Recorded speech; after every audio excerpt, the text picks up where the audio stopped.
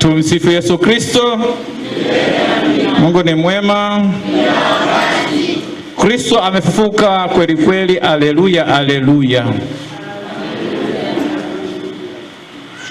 Ni habari njema hiyo ya ufufuko.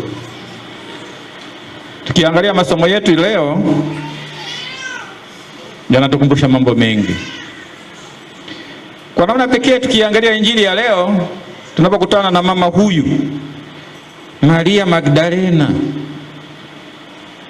na tukianza kujiuliza na kutafakari katika maisha yetu, inakuweje huyu mama alikuwa hivi? Anaenda kaburini peke yake. Anaenda kaburini kufanya nini? Kuona mwili wa Bwana wake Yesu Kristo. Upendo wa pekee kwa Yesu Kristo. Ndio maana anaenda kule. Na tunasema ilikuwa siku ya kwanza ya juma, na wakati huo kulikuwa ni alfajiri, na tunapoongelea alfajiri bado kuna giza. Hatujui kama siku hiyo kulikuwa na mbaramwezi. Ujasiri ameupata wapi? Anaongozwa na upendo wa Yesu Kristo. Haogopi. Ni mwanamke, wanaume wamelala lakini huyu mama yuko peke yake nje kule. Anataka akaone mwili wa Bwana. Na tena aseme mwili wa Bwana, nikamuone Bwana, nikamuone Yesu. Ameishi naye vizuri, alisikiliza vizuri, wakati mwingine alisamehewa. Alipata habari njema ambayo Kristo aliitangaza vizuri, akawa na upendo wa pekee kwake. Akauawa Yesu, bila shaka yeye alikuwepo pale anashuhudia, kati ya wale wanawake ambao walikuwa wamebaki pale msalabani. Ameshuhudia, aliona huruma sana, na upendo wake aliokuwa nao kwake mkubwa hivi. Na ndio maana tunaona baada anasema ana hamu ile, nikamuone Bwana. Ujasiri wake unaongozwa na upendo huu alionao kwa Kristo.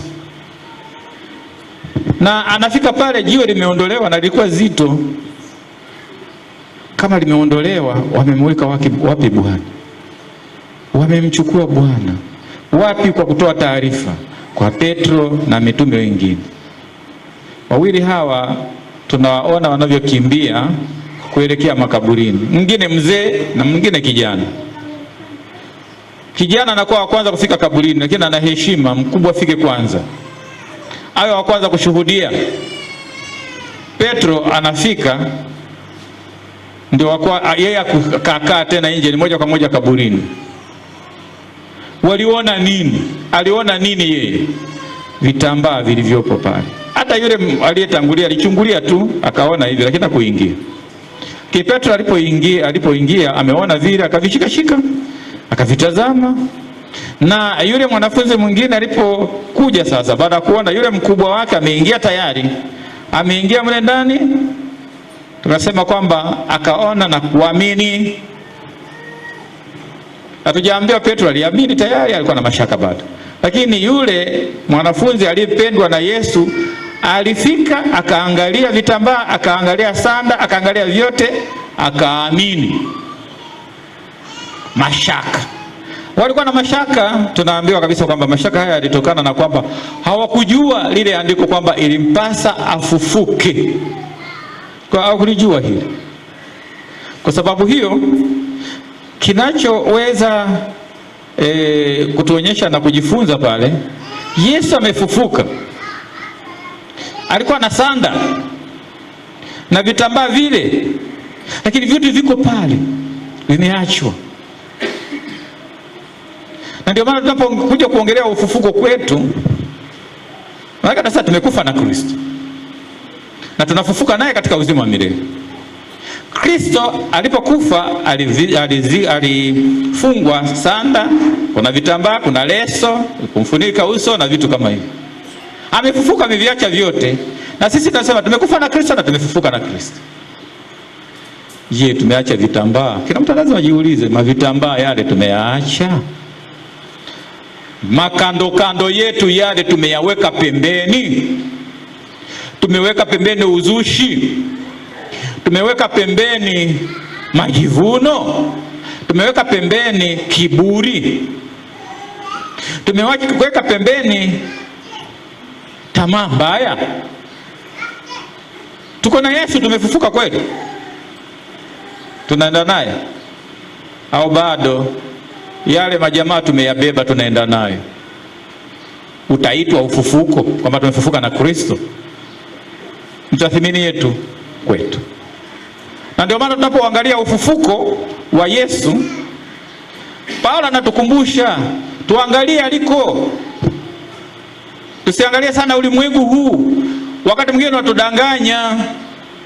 Mara nyingi nawaambia watu kwamba ulimwengu wetu wa leo umeendelea sana. Ulimwengu wetu wa leo umeendelea kiasi kwamba unaweza ukapiga picha usiwe yule ambaye ni picha yako, yani maana yako imetengenezwa tofauti. Umepigwa picha ukasanga wewe ni mzungu. Ndio ulimwengu wa leo. Ulimwengu wa leo unaweza ukaweka, kama ni mwanamke ukaweka makeup, ulikuwa mweusi kama mweupe.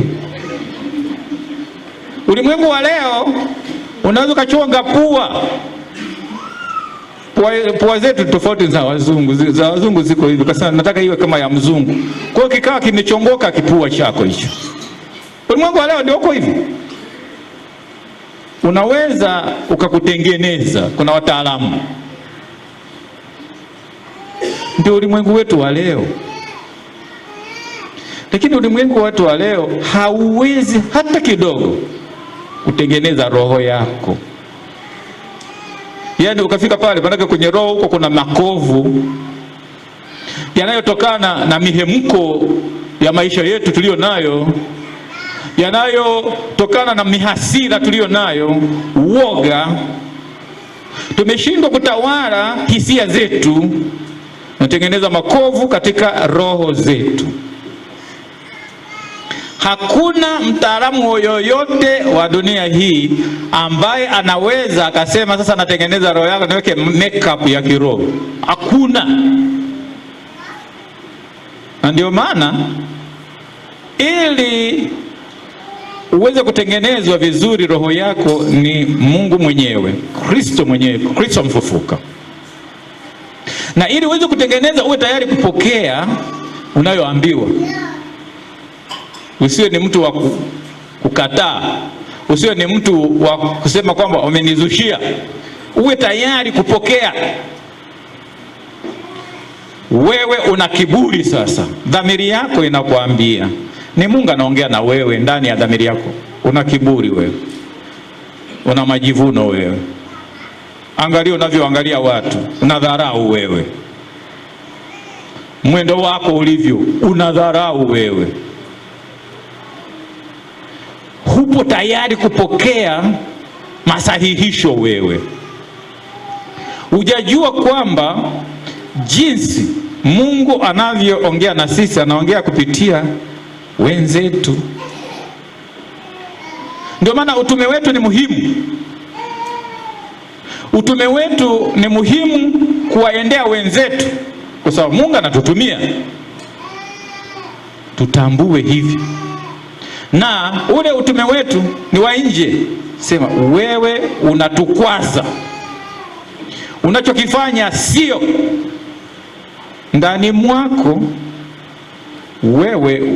Ili uweze kutengeneza roho yako vizuri, ikaonekana ina shape nzuri, uwe tayari kupokea ukweli, uwe tayari kupokea.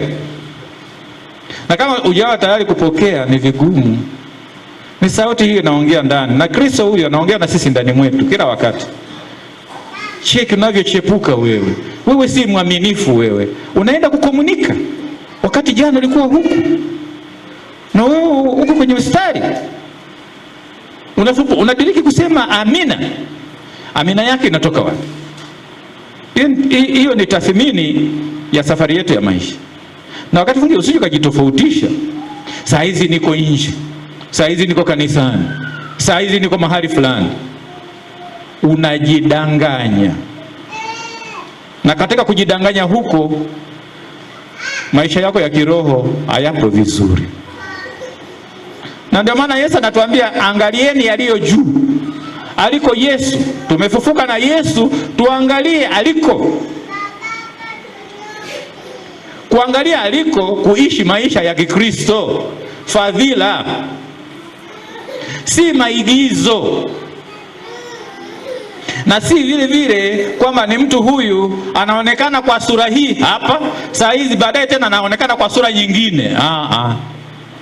Wewe uliye kanisani ni wewe uliye kwenye biashara pale Kariakoo, ni wewe uliye kwenye siasa pale wapi sijui kokote kule, ni wewe ambaye ni waziri, ni wewe ambaye ni mbunge, wewe ambaye umekuwa kanisani, wewe ndio yule unaonekana kote huko. Na kwa sababu unayoyaona sasa hizi, natenda niko kwenye serikali, niko saa hizi saa hizi si nipo kwenye siasa. Una wajibu wa kumtangaza sasa Kristo. Kumtangaza Kristo na kumshuhudia Kristo ni kuishi kwa sababu umefufuka na Kristo. Na kama umefufuka na Kristo, naangalia juu. Na kwa sababu umeokolewa wewe. Kama umeokolewa, haya maisha ya wanasema double standard yanatoka wapi? Waingereza wanasema double standard. Ni unafiki. Unajidai unampenda Mungu, lakini wakati fulani unatesa watu. Kwa mfano, unachangia kuumiza watu, kukandamiza watu. Hapo nasema Kristo, namshuhudia Kristo, namshuhudia Kristo. Umefufuka naye kweli?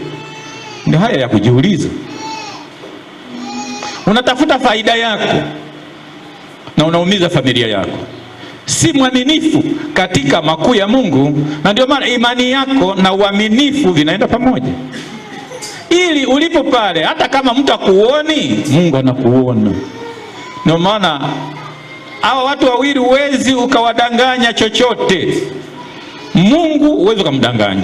Ndio maana unapoenda kuungama, jifunue vizuri.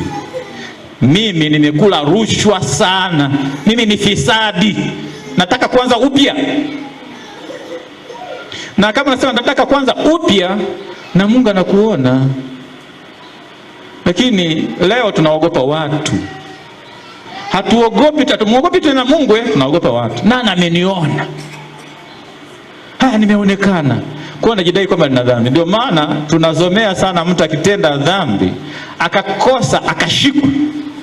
Na akishashikwa, hapo tunaona kwamba huyu ni mdhambi na ni shetani mkubwa. Lakini wakati huo sisi ni waovu wakuu.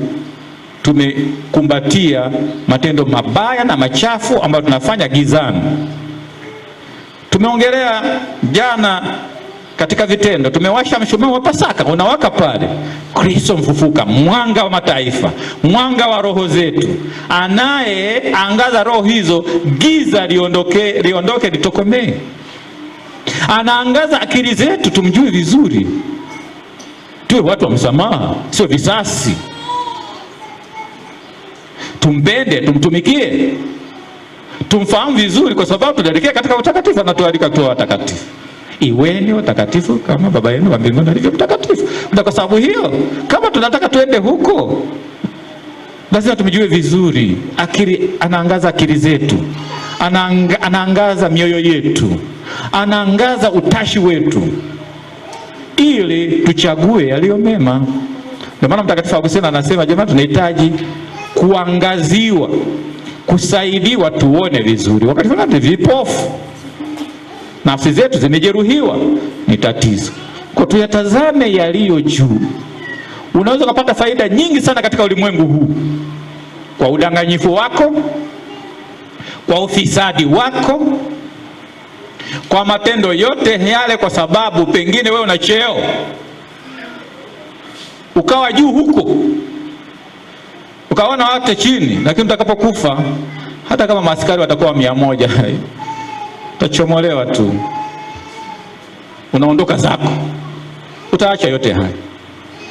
Na ndio maana tunawajibika katika matendo ya Kwaresima yaliyokuwa yanatualika tufanye matendo ya huruma, tuweke upendo katika matendo kwa kuwahurumia wengine, wale ambao ni wahitaji. Kuna wahitaji wa kimwili, wakimaanisha kwamba kuna vitu vile vya kula, hawana chakula, ni maskini, hawana chakula, hawana pa kulala, wanahitaji msaada wetu. Lakini kuna wale ambao ni wahitaji wa kiroho, ambao hawajui, ni wajinga, ni wajinga kiroho, wanahitaji msaada wetu, waelimisha. Matendo ya huruma ya kimwili na matendo ya huruma ya kiroho, yote haya tulialikwa katika kipindi cha Kwaresima kwamba tuyafanye hivi, tuweke upendo katika matendo na tuishi kama mtu anavyosema anamenya ndizi, maganda yawe pembeni, tuweze kwenda kwa kina, tuone ile ndizi. Ndivyo hivyo katika maisha yetu kumwelekea Mungu. Wanasema pruning, kupogolea. Kuna machipukizi ambayo yanatumia mbolea hovyo, yanafanya tushindwe kuzaa matunda bora. Tunazaa matunda pori. Ndio Paulo anatukumbusha, tuangalie kama tumefufuka naye, tuangalie, tuachie vitambaa hiyo pembeni huko, na tuweze kunyoka njia hii, ndio inaelekea mbinguni. Unapinda pinda hivi, wewe unaelekea kwingine ambako hakujulikana, umepanda chombo ambacho sio. Kwa ndio hiyo tunaalikwa ishi Pasaka. Tumefufuka na Bwana, tumeachia matambaa yote. Ndio maana jana usiku tulikiri tena na tuliurudia tena ahadi na mkataa shetani. Tupige hatua katika hija yetu kama mahujaji wa matumaini kumwelekea Mungu. Ndio maana ufufuko unatusaidia sisi kama waumini, cha kwanza kabisa kwamba ni kiini cha imani yetu. Sisi ni dini ya ufufuko, ni dini ya ufufuko. Kristo alifufuka na ameweka sasa, ndio tunasema kwamba ni kama msingi wa imani yetu. Kwa ufufuko ndio kiini cha imani yetu. Anatuambia Mtume Paulo katika waraka wake wa kwanza kwa Korinto sura ya 15 aya 14, ukisoma pale vile hata aya ya 17 na aya ya 20 na kuelezea Kristo singefufuka, yote ambayo tunahubiri angekuwa hayana maana, imani yetu singekuwa na maana. Hiyo ni msingi huu. Tukumbuke sasa kwamba sisi ni wana wa ufufuko. Tuishi ufufuko, maisha mapya, sio ugomvi, sio kiburi, sio unafiki. Kama mtu amekuudhi, heri mwambie kabisa, wewe umeniudhi. Lakini yule mtu ambaye sasa uko vizuri, ni nzuri, mnafiki mkubwa mbaya, ina maana. Na ndio maana kuambizana ukweli ni muhimu sana katika maisha yetu, hata katika familia zetu. Mimi ni mkubwa. Mkubwa wa nini? Hatuwezi tukawa na maana kama hatujamshirikisha Mungu katika maisha yetu. Lakini ufufuko vile vile naweza nikasema kwamba unatuonyesha kwamba kumbe siku ya mwisho na sisi tutafufuka. Yesu amefufuka wa kwanza na sisi tutafufuka. Na Kristo mwenyewe anatuambia anapoongea na Martha pale Betania. Ukisoma Injili ya Yohana sura 11 aya 25 mpaka 26. Mimi ndimi ufufuo na uzima. Aniaminie mimi, hata kama atakufa ataishi. Na kwa sababu hiyo ndicho kinachoangalia, tunaangalia mbele. Siku ya mwisho tutafufuliwa sisi. Katika hali gani? Lakini ni alama gani tumeiacha katika dunia hii? Tumeacha alama ya zomea.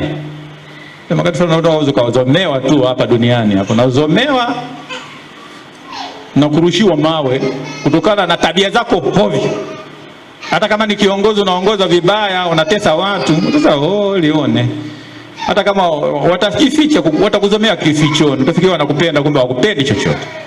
Na utadanganywa kwamba unapendwa kumbe hupendwi chochote. Kwa alama gani tunaiacha sisi? Alama ya nimeishi ufufuko wa Bwana. Nimeishi ufufuko wa Bwana. Na katika kuishi ufufuko wa Bwana huu, sasa ndio maana ninasubiri ufufuko wa wafu. Kama ninavyokiri katika kanuni ya imani, na sadiki ufufuko wa wafu na uzima wa milele, ninasadiki hayo. Kwa ufufuko wa Bwana wetu Yesu Kristo unakuwa ni msingi katika hayo yote, kama tutafufuka siku ya mwisho. Lakini si hilo tu, ufufuko wa Bwana unatupa matumaini, unatupa vile vile moyo. Tunaweza kusema Uingereza sema unatu encouragement kuishi katika ulimwengu wa maumivu makali. Wakati mwingine tumedharauliwa, tumetukanwa, na wakati mwingine wanasema kwamba tumetendwa, tuko katika huzuni, maisha magumu. Leo hiyo tunalilia sana kwamba sasa hizi mafuta yamepanda, ni maumivu yote hayo. Ufufuko wa Bwana unatupa moyo na matumaini kwenda mbele, hasa tunapomkaribia huyu Bwana Yesu Kristo mfufuka katika maumbo ya mkate na divai, katika Ekaristi Takatifu, mwili wa Kristo. Amina. Napata moyo. Na ndio maana tunaposema jamani, tuende kuabudu Ekaristi Takatifu, tukamwabudu Bwana, tusidharau. Manake nilikuwa nawaambia wengine, nasema jamani, ukiangalia leo safari ya kwenda kuabudu ni ndogo sana, lakini safari ya kwenda kuangalia mpira, hata saa hizi watangaza tu Simba na Yanga wanacheza, wako uwanja wa Taifa, uwanja unajaa. Lakini ukienda kwenye kuabudu, watatu wawili, nini kimetokea hicho? Kwamba tunakutana na Bwana pale kweli. Haya, nasema sasa saa hizi nina matatizo haya, nikiangalia kwa familia yangu inanisumbua, nikiangalia huku watoto wengine wako kwenye madawa ya kulevya, sijao karibu na watoto wangu, wakati mwingine malezi yamekuwa shida, napata shida, nahangaika. Nimemshirikisha Bwana, nikaenda pale kwa Bwana, nikagaagaa pale, nikasema Bwana, nione nilivyo, nafungua moyo wangu kwako, nipo hivi nilivyo, naishi hivi, naomba nisaidie. Tumeenda, wengi wanaenda kukanyaga mafuta na wanalipa 200,000, 500,000, milioni 1, milioni 10, na kutoa sadaka za kujimaliza. Anafa nawapigia ndugu zake kule nyumbani, naomba mnitumie nauli, nimetoa sadaka ya kujimaliza. Ndio tufanye hivi, kukanyaga mafuta na kurukaruka. Nafikiri ukiimba viumbe vyote vitakutukuza, kurukaruka huko unakwenda kurukaruka, nafikiri pale ndio matatizo yameenda. Lakini nafika nyumbani na yakuta yalivyo. Sasa mshirikishe Mungu, kuna kila kitu umepewa. Kwa hiyo nasema kwamba ufufuko unatukumbusha hivyo, tumefufuka na Bwana, kwa sababu tumwendee. Tunapoenda kumpokea, tumpokee kwa imani, ili atupe nguvu, tupambane na vishawishi mbalimbali, tusije tukasaliti imani yetu. Najua katika hilo magumu haya yanafanya vile vile tusaliti imani. Si muda mrefu, kipindi fulani, kulikuwa na vikundi mbalimbali vinajidai wa Katoliki. Wakafikiri kwamba wa Katoliki ni kubatizwa tu, kwamba nimebatizwa kwa Mkatoliki, kwa hiyo mimi ni Mkatoliki kwa sababu nimebatizwa. No, ni maisha. Na kanisa Katoliki lina umoja, linafuata ile sala ambayo Bwana wetu Yesu Kristo aliombea wafuasi. Sasa tunaposoma katika Injili ya Yohane sura 17 aya 22 pale anasemaje? Nami utukufu ule ulionipa nimewapa wao, ili wawe na umoja kama sisi tulivyo umoja. Sasa vinatokea wapi hivyo vinavyotugawa hivi? Tunaenda huku, shida za maisha yetu.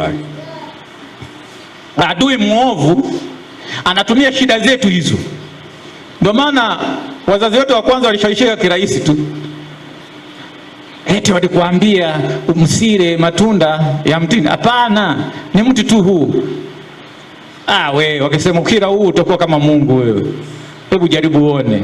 Akaona yanatamanisha machoni. Huyo kuchuma. Ndio hivyo. Kwa adui mwovu anaingia pale ambapo kuna udhaifu. Umefungua mlango na unamfungulia mwovu aweze kuingia huko, ndio hapa anaingia.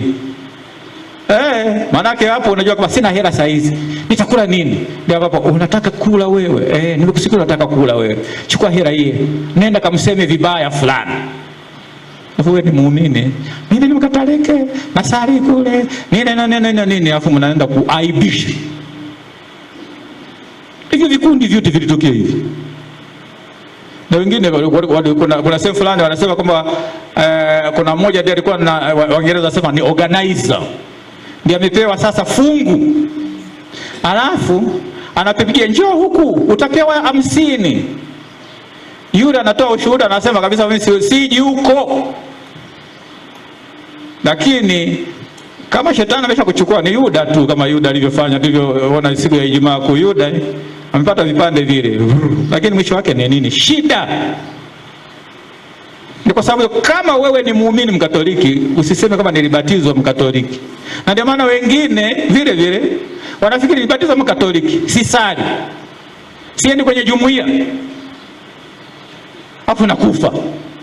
Nikifa nataka ndugu sasa alikuwa Mkatoliki, hata vitu vyake hivi alikuwa sali huyu, alikuwa onekani kanisani, alikuwa onekani kwenye jumuiya huyu. Sasa Ukristo wake ulikuwa wapi? Nyie wabaguzi nini. Sasa tutampeleka mtu ambako alikuwa haendi. Kuna mmoja alisema kabisa kwamba mimi bwana huko kwenu nimehama, msinisogee hapa, mimi sio wenu tena. Akafa. Ndugu zake alikuwa Mkatoliki, tuende kwenye misa nini. Ndio maana wakati fulani nilikuwa nawaambia wengine, sasa jamani, anafika pale kanisani anaamka kwenye jeneza lake, mmenileta kufanya nini hapa? Na wacharaza. Hata wewe uliobeba jeneza na charaza na viboko paka uone cha moto. Mmenileta kusiku. Kwa sababu kupenda huko sio kwake. Na teolojia ya mkanisa Mkatoliki huyo alikuwa nasali hapa mara nyingi. Kwa hiyo tunaenda kumwaga, akaagwe pale alipozoea kusali. Sasa alikuwa jambazi, pengine alikuwa nani hatujui. Sasa atakayapelekwe kanisani kufanya nini? Kwa lazima tuangalie kwamba maisha yetu haya, hata tunapoongelea Pasaka, sio kitu kilichopita zamani, ni ukweli wa leo hii. Jana tuliambiwa tuende Galilaya. Nilikutana na Yesu wapi? Nilikokutana kule na Yesu nirudi tena ili nihuishe imani yangu, nijiimarishe, nianze safari yangu sasa kumwelekea Mungu. Lakini sasa wewe nasema tu nilibatizwa. Na wengine wanatumia wazazi. Vijana wa leo tunawaacha siku hizi. Kuna watu ambao wanapenda kudhoofisha imani Katoliki, imani ya Kikristo. Wanaanzisha vikundi vya jogging, kukimbia. Unashangaa wewe wenzako wameenda kwenye misa, wewe na huko barabarani. Ukifika kule wanakupa t-shirt, wanakupa na soda. Kwa unakimbilia soda na t-shirt. Na wazazi mnaona malezi kwa watoto wetu ni vipi? Wewe mzazi unasali kila siku, mtoto huyu atakufa. Sasa mtoto wangu amekufa, anahitaji huduma kwa sababu mimi nasali. Ni kweli tunafanya hivi. Mungu anasema kuna mwakilishi. Ni siasa ambayo ni ya leo hii. Anasema kama kwa niaba, kwa nitaziko kwa niaba ya baba, wewe hakuna. Mungu anahitaji roho yako iwe pale na wenzako. Ndio muhimu leo. Na ndio maana malezi yetu ni muhimu. Tunasema wazazi, tunapoishi na watoto wetu, tumepata zawadi hii kutoka kwa Mungu, tuwalee vema. Katika kuwalea vema watoto hawa, tuwaambukize na kuwarithisha imani tulio nayo sisi. Tunaanzisha maparokia, tunaanzisha hivi. Nani atasali huko kama watoto wetu tunawaacha tu? Malezi. Ndio maana nasema kwamba usipokuwa karibu na mtoto wako ukawaachia ulimwengu, wanajifunza mengi. Na ndio maana leo hii katika mila zetu za Kiafrika tukuwa na mishoga. Saa hizi mishoga mingi tu barabarani huko. Inatesa na inakuwa ni aibu. Inakuwa ni aibu. Unaona litoto la kiume nimesuka nywele. Sasa hili litoto gani hili sasa? Nimeruzi litoto hili. Au litoto la kiume limejipaka wanja. Litoto la kiume linaanza kuweka nani makeup. Sasa hili litoto hili nimeruzi. Malezi yangu hovyo. Sija karibu na watoto wangu. Na kama sija karibu na watoto au nimetelekeza kama baba. So watoto kisaikolojia wanahitaji baba na mama wawalee watoto hawa. Lakini sasa kiangalia kwa mama, kiangalia dada, kiangalia kuna dada yuko kujiweka makeup anasangoja nijaribu na mimi naweka ile nini, baba hayupo, hana habari. Unategemea nini? Tunatengeneza mishoga kulea watoto wetu, na ndio maana nasema tuwe karibu na tuwalinde watoto wetu dhidi ya mashambulio mbalimbali katika dunia hii. Tusipofanya hivi tunaharibu dunia hii. Na ndio maana nasema kwamba wakati mwingine tunaongozwa na ubinafsi zaidi. Na ubinafsi huu ndio unafanya tuweze kusema ni sisi bila kufikiria watoto wetu kesho wataishije. Hilo ni tatizo katika maisha yetu ya leo. Kwa ufufuko wa Bwana unatupa nguvu tushindane na yote haya. Yaani katika Ekaristi Takatifu tunapokula chakula cha Bwana tunaimarika, tunapata nguvu za kumshinda adui mwovu. Ni muhimu sana. Sasa tujuaje Yesu amefufuka? Sio swala la kisayansi. Pengine tunaweza tukamwona Petro anafanya sayansi pale, anapekua. Sasa unapekua nini Petro wa watu na uzee wako pale? Unapekua nini? Anaangalia wewe. Anaangalia hayupo hapo. Nafikia amegeuka amekuwa kasisimizi. Hayupo. Yule mwingine anaingia ameamini. Hapa hakuna mtu. Lakini sasa tunaonaje? Ndio maana tunasema kwamba Yesu mwenyewe alisema kwamba Bwana siku ya tatu atafufuka. Hata alipowaambia wale jamaa wakati anawatoa kwenye hekalu, wala sasa livunjeni hekalu hili na mimi nitalijenga kwa siku tatu. Ukisoma Injili ya Yohana sura ya 2 aya 19 utakuta hayo. Kwa tunaona Yesu mwenyewe alishuhudia, alikuwa anaongea mwana wa Adamu atateswa, mwana wa Adamu hivi, lakini siku ya tatu atafufuka. Yeye mwenyewe ametuambia. Lakini kingine, kaburi wazi. Lakini pamoja na kuwa ni kaburi wazi, tunawaangalia vile wanafunzi wa mashaka yao. Yote yanaonyesha kwamba ni ufufuko. Yesu amefufuka, mashaka ya wanafunzi. Lakini si hilo tu. Hawa Mafarisayo hawa na Warumi, kama Yesu asingefufuka angechukua mwili wake akasema huu hapa jamani. Watu hawa jamaa wanazusha kwamba amefufuka, mbona mwili wake huu? Hakuna kitu kama hicho. Hakuna sehemu yoyote. Lakini si hilo tu. Kienda mbele tunaangalia ujasiri wa mitume. Hawa walikuwa waoga, kina Petro wanasema si mimi, kila mara si mimi. Lakini hawa tumesikia somo la kwanza ambaye anasimama mbele ya watu na kutangaza ujasiri huo. Wamejazwa Roho Mtakatifu. Ufufuko na kujazwa Roho Mtakatifu siku ya Pentekoste wanakuwa majasiri. Yote haya yanaonyesha ufufuko wa Bwana.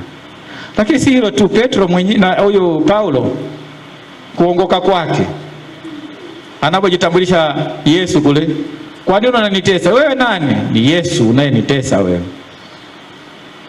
Anaieleza mara nyingi sana Paulo katika barua zake, lakini hata ukisoma katika kitabu cha Matendo ya Mitume kuongoka kwa utaona kwamba anaonyesha haya yote kwamba Kristo amefufuka kweli. Tumsifu Yesu Kristo. Mungu ni mwema kila wakati. Kristo amefufuka kweli kweli. Haleluya, haleluya.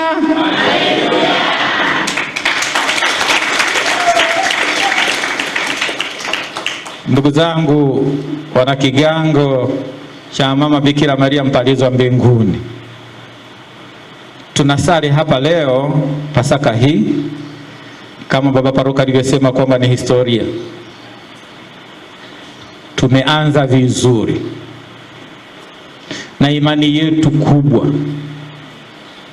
na tunaendelea na kusonga mbele na imani yetu hiyo, tusije tukaipoteza. Utajiri wetu si kwa sababu tuna hela, si kwa sababu tuna afya njema. Tunapendana, tunasaidiana, tunaongozana katika imani, tunalipenda kanisa letu. Ni utajiri mkubwa sana. Kwa mmoja akiwa na shilingi 50, mwingine 100, mwingine 1000, mwingine 10,000, mkachangiana pamoja, lakini mkawa na upendo, mkashirikiana, mtafanya makubwa. Lakini mkawa na mamilioni, mkasengenyana, mkazushiane, hamwezi mkaenda popote. Kwa hiyo Kristo mfufuka awaongoze, Kristo mfufuka awe dira yenu katika utume wenu mnaofanya wa kanisa. Kulipenda jimbo lenu la Bagamoyo jipya kabisa hili. Tunakaribia kumaliza mwaka mmoja, na hii ni Pasaka yetu ya kwanza tangu tumekuwa jimbo la Bagamoyo.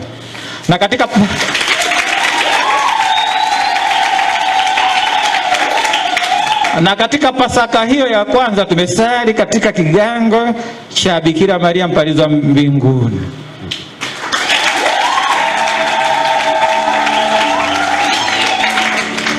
Tumshukuru Mungu katika hilo. Tuombe afya njema na tuombeane, tulinde matakatifu ya Mungu na tulinde utakatifu wetu. Mwili wetu ni mwili wa roho, ni hekalu la Roho Mtakatifu. Tutunze vizuri afya zetu, tutunze vizuri mazingira yetu, ili Mungu atukuzwe na sisi tutakatifuzwe. Tumsifu Yesu Kristo.